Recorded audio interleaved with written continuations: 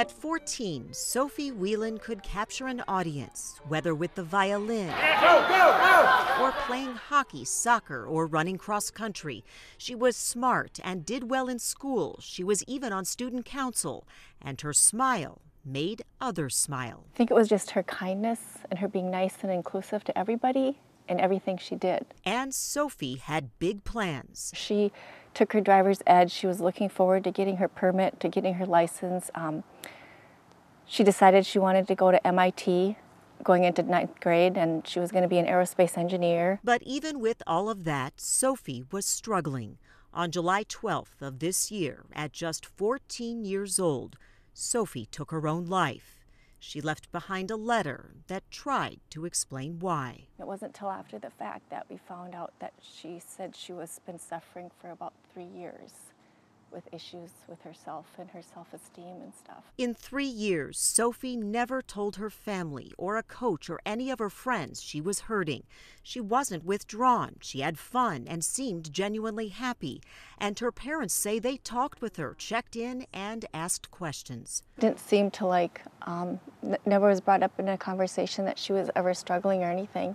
And she always denied having problems.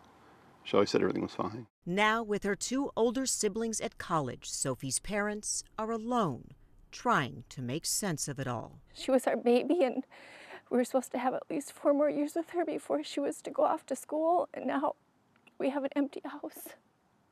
But through their unbearable pain has been some amazing support.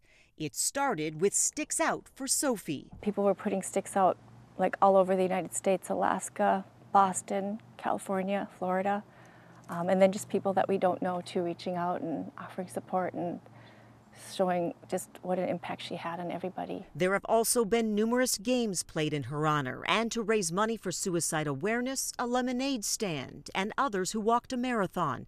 And now a nonprofit startup called Sophie's Squad. The Wielands hope by sharing their heartbreak, it gets the conversation going, that it gets kids talking about their thoughts and feelings. Everybody has problems. They need to, find somebody they can talk to.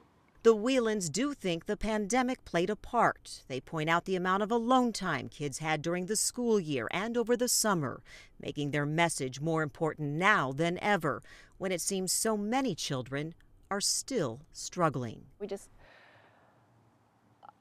hope that this would never happen to anybody else, because I couldn't wish this on anybody to have to live through this.